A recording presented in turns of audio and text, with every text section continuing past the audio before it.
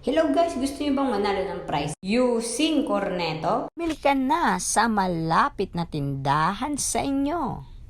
Basta ang pipiliin mo yung may flip the lid to it. Tapos nun makikita ka ng code at saka barcode. Scan mo lang at mapupunta ka na sa mechanics. Pilapan mo lang yun at ilagay ang code.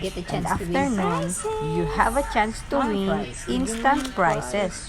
Meron din cash sa GCash and pwedeng another ice cream. At marami pang iba. Kaya ako sinubukan ko ito vanilla flavor. Di lang ako masyadong mahilig sa peanut pag nasa ice cream. But masarap siya.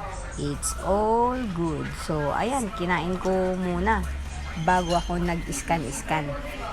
Kasi kumain ako ng spicy siomai. Kaya eto, napa-ice cream. Tara, kain tayo guys. Oh, ayan.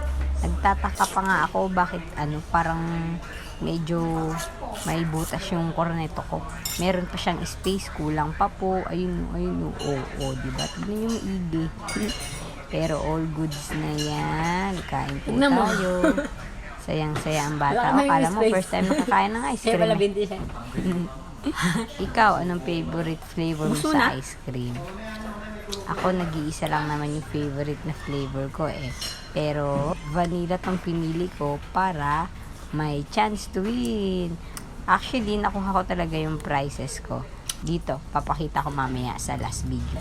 Pero, kumain muna tayo. Pero, napakasarap talaga kung makikita mo sa reaction ko. Diyan lang yan sa kabilang store.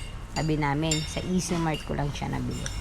Son Easy Mart, the best. Cornetto is the best. Nung bata kami, meron pa yung pumipidal-pidal Siguro, elementary ako nun. Tapos, kapag narinig na namin ang pinsan ko yung tang tarang tang tang tarang tang tang tarang tang tang tarang tanang tang tanang. Ayan na. Nagtatarang-tarang na. Nagtatakbuhan na sa labas. Yung favorite ko nun yung para siyang ice drop. Pero, twin kasi siya. Natutuwa ako pag kambal yung ice cream. Then, hinahati ko yun. Tapos, sinishare ko sa pinsan ko. Shout out nga pala sa pinsan kong si Erica. Baby ka ma, tantanan tayo dyan. Ito na yung price. 20 pesos. Sayang din yan.